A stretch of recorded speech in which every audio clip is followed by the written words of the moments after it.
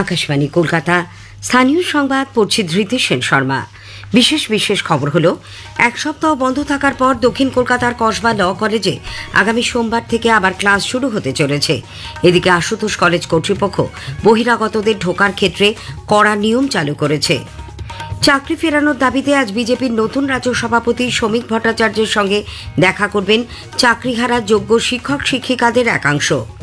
কৃষি সংক্রান্ত সমস্যা সমাধানের পর অভিযোগকারী কৃষকের কাছ থেকে সন্তুষ্টির শংসাপত্র লিখিয়ে আনার জন্য কৃষিমন্ত্রী শোভনদেব চট্টোপাধ্যায় দপ্তরের আধিকারিকদের নির্দেশ দিয়েছেন।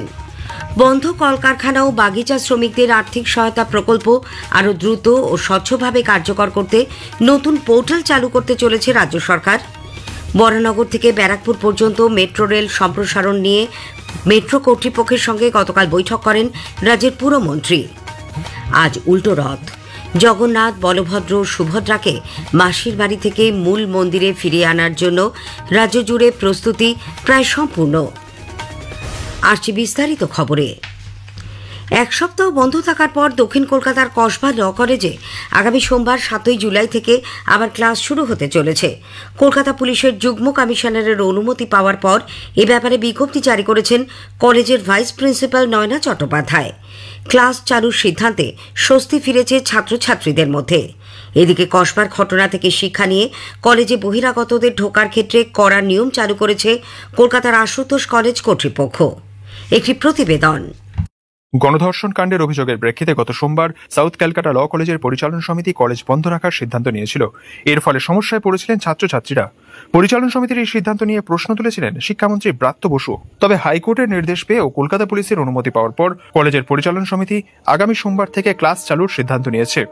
গতকাল কলেজ কর্তৃপক্ষ বিজ্ঞপ্তি দিয়ে জানিয়েছে, সকাল 8টা থেকে দুপুর 2টো পর্যন্ত কলেজ খোলা থাকবে।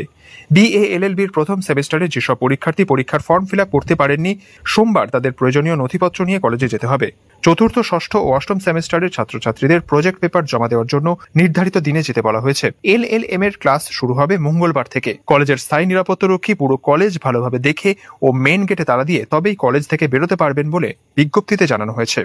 অন্যদিকে এই কলেজের ঘটনা থেকে শিক্ষা নিয়ে প্রাক্তনী ও বহিরাগতদের ঢোকার ক্ষেত্রে কড়া বিধিনিষেধ চালু করেছে কলকাতার আশুতোষ কলেজ কর্তৃপক্ষ। তারা জানিয়েছে, প্রাক্তনীদের কলেজে যেতে গেলে অধ্যক্ষের অনুমতি নিতে হবে।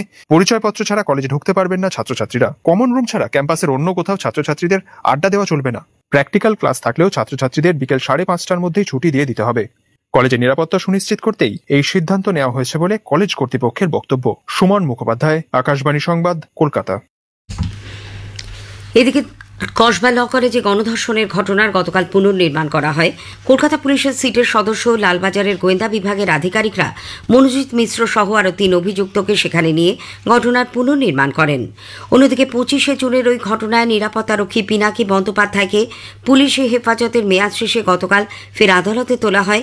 তাকে 8ই জুলাই পর্যন্ত পুলিশি হেফাজতে পাঠানো হয়েছে।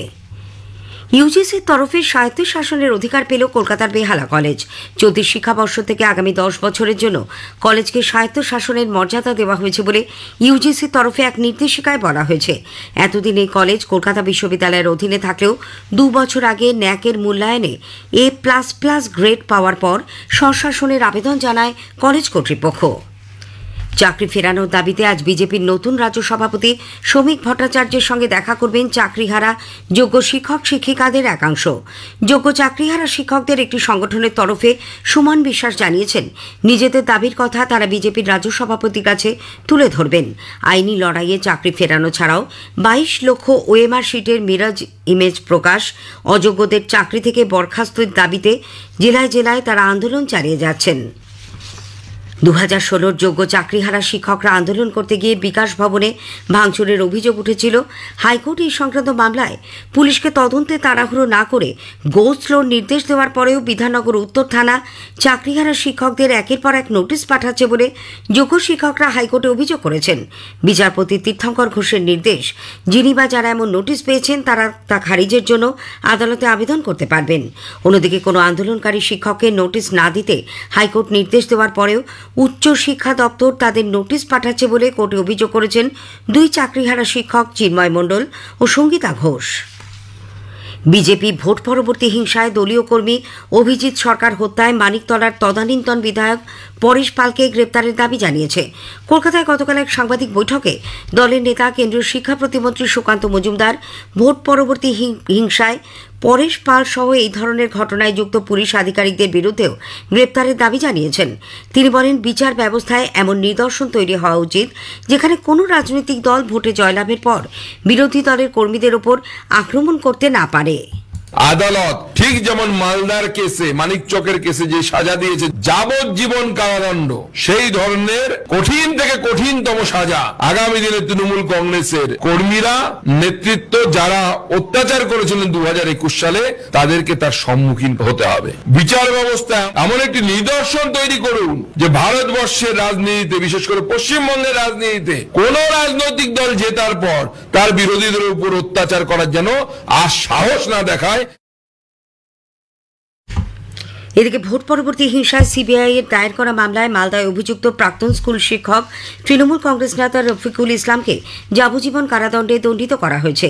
ভোট পরবর্তী হিংসায় রাজ্যের মধ্যে এই প্রথম সাজা ঘোষণা।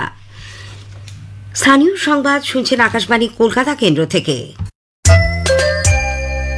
আমাদের সংবাদ শোনা যাবে ইউটিউব চ্যানেল আকাশবাণী সংবাদ বাংলা, ফেসবুক ও ইনস্টাগ্রাম আকাশবাণী সংবাদ কলকাতা এবং এক্স হ্যান্ডেল AIR নিউজ কলকাতাতে।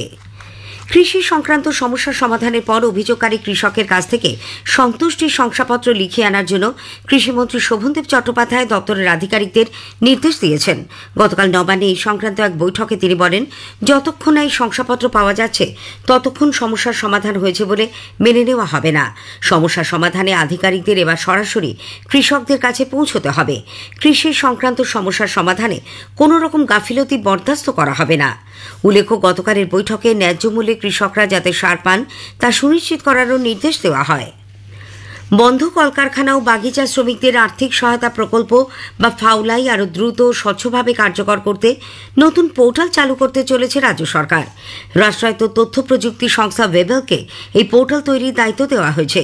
শ্রম দপ্তর সূত্রে জানা গেছে, এই মাধ্যমে লকআউট, বন্ধ অথবা পরিত্যক্ত কলকারখানার শ্রমিকদের সরকারি সুবিধে প্রাপ্তি আরও সহজ ও কার্যকর হবে। চা বাগানগুলির ক্ষেত্রে 1 মাস বন্ধ থাকলেই শ্রমিকরা এই আর্থিক সহায়তা পাওয়ার যোগ্য হবেন। অন্যদিকে অন্যান্য শিল্পক্ষেত্রে কমপক্ষে 6 মাস বন্ধ থাকার শর্ত পূরণ করতে হবে। নতুন পোর্টালে শ্রমিকরা অনলাইনে নাম নথিভুক্তিকরণ ও যাচাই প্রক্রিয়ার সুযোগ পাবেন। কেন্দ্রীয় বস্ত্র মন্ত্রকের অধীনে জাতীয় পাট পর্ষদের উদ্যোগে শুরু হল সুন্দরবনের সর্বপ্রথম JRCPC প্রশিক্ষণ। চলবে 1 মাস। এই প্রশিক্ষণের মধ্যে দিয়ে বেসিক, অ্যাডভান্স ও ডিজাইন ট্রেনিং নিতে পারবেন সুন্দরবনের দুস্থ মহিলারা। অনুষ্ঠানের উদ্বোধন করে জুট কমিশনার মলয় চন্দন চক্রবর্তী বলেন, সুন্দরবনে মহিলাদের স্বনির্ভর করার লক্ষ্যকে সামনে রেখে ন্যাশনাল জুট বোর্ডের পক্ষ থেকে এই প্রথম একসঙ্গে JRCPC, JRMB ও JRO অনুমোদন দেওয়া হয়েছে। এর আনুষ্ঠানিক উদ্বোধন হলো আমাদের ফুলতলি মিলন তীর্থ। এখানে আমরা ন্যাশনাল জুট বোর্ড এখানে প্রথমে 20 জন মহিলার জন্য ট্রেনিংয়ের ব্যবস্থা করছে। 1 মাসের ট্রেনিং, ওনাদেরকে ট্রেনিং দেওয়া হবে বিভিন্ন জুটের ফিনিশড গুডসের প্রোডাকশনের জন্য, বিশেষ করে জুট ব্যাগস। আর এতে ওনারা যে আছে ওনারা স্বনির্ভর হওয়ার জন্য এটা খুব বড় সুযোগ। দীর্ঘদিন পর বরানগর থেকে ব্যারাকপুর পর্যন্ত মেট্রো রেল সম্প্রসারণ প্রকল্প নিয়ে গতকাল মেট্রো কর্তৃপক্ষের সঙ্গে বৈঠক করেন রাজ্যের পুর ও নগর উন্নয়ন মন্ত্রী কলকাতা পুরসভার মেয়র ফিরহাদ হাকিম। পুর ভবনে প্রাথমিক পর্যায়ের ওই বৈঠকের পরেও বেশ কিছু জটিলতা রয়ে গেছে বলে মেয়র জানান। সাংবাদিকদের তিনি বলেন, পলতা জল প্রকল্পের অন্তর্গত পলতা থেকে ব্যারাকপুর, ডানলপ হয়ে টালা পর্যন্ত পরিশ্রুত জল পৌঁছয় টালা জলাধারে। ওই দূরত্বে ভূগর্ভস্থ একাধিক জলের পাইপলাইন রয়েছে। মেট্রো সম্প্রসারণের কাজে ভূগর্ভস্থ জলের পাইপলাইন সরানোর প্রয়োজন দেখা দেবে। পাইপলাইন সরাতে গেলে কলকাতা জুড়ে জল সরবরাহের বিরাট সমস্যা তৈরি হতে পারে। সমস্যার সম্মুখীন হবেন কলকাতাবাসী। পাইপলাইন সরানোর কাজে যে বিপুল অর্থ ব্যয় হবে তা কোথা থেকে পাওয়া যাবে সেই প্রশ্নও তোলেন তিনি। শিয়ালদা ডিভিশনের দমদম স্টেশনের সম্পূর্ণ পয়েন্ট রূপান্তরের জন্য আজ রাত 12:10 থেকে আগামীকাল সকাল 7:10 পর্যন্ত মোট 7 ঘন্টা ডাউন লাইনে ট্রাফিক ব্লকের পরিকল্পনা নেওয়া হয়েছে। এই কারণে আজ ট্রেন চলাচল নিয়ন্ত্রণ করা হচ্ছে। পূর্ব বর্ধমানের কাটোয়ার রাজুয়া গ্রামে গতরাতে একটি পরিত্যক্ত বাড়িতে ভয়াবহ বিস্ফোরণে একজনের মৃত্যু হয়েছে, আহত 3 জন। মৃতের পরিচয় জানা যায়নি। আহতদের মধ্যে তুফান চৌধুরী নামে একজনকে কাটোয়া হাসপাতালে ভর্তি করা হয়েছে, বাকিরা পলাতক। বিস্ফোরণে বাড়িটির একাংশ ভেঙে পড়ে। তুফান চৌধুরী বাইরে থেকে দুষ্কৃতীদের এনে পরিত্যক্ত বাড়িটিতে বোমা বাঁধছিলেন বলে অভিযোগ। আজ উল্টো রথ। মাসির বাড়িতে 8 দিন থাকার পর নবম দিনে জগন্নাথ দেব, বলভদ্র ও সুভদ্রা ফিরে আসবেন তাদের নিজের মন্দিরে। ওড়িশার পুরীতে জগন্নাথ মন্দিরে প্রত্যাবর্তনের জন্য প্রস্তুত জগন্নাথ, বলভদ্র এবং সুভদ্রার 3টি রথ। পুরীর রথের পাশাপাশি প্রাচীন ঐতিহ্যবাহী হুগলির মাহেশের রথ, গুপ্তিপাড়ার রথ এবং মহিষাতলের রথ, কলকাতার ইস্কন ও মায়াপুরের রথ আজ বলরাম, জগন্নাথ ও সুভদ্রাকে নিয়ে ফিরে আসবেন মন্দিরে। মল্ল রাজধানী বাঁকুড়ার বিষ্ণুপুরে আজ ঐতিহ্যবাহী উল্টো রথ হবে। এদিকে কোচবিহারে গতকাল মদনমোহন ঠাকুরের উল্টো রথযাত্রা হয়। শেষ করার আগে স্থানীয় সংবাদের বিশেষ কিছু অংশ আরও একবার। 1 সপ্তাহ বন্ধ থাকার পর দক্ষিণ কলকাতার কসবা ল কলেজে আগামী সোমবার থেকে আবার ক্লাস শুরু হতে চলেছে। আজ উল্টো রথ। জগন্নাথ, বলভদ্র, সুভদ্রাকে মাসির বাড়ি থেকে মূল মন্দিরে ফিরিয়ে আনার জন্য প্রস্তুতি প্রায় সম্পূর্ণ। স্থানীয় সংবাদ শেষ হলো। পরের খবর 9টা 15 মিনিটে।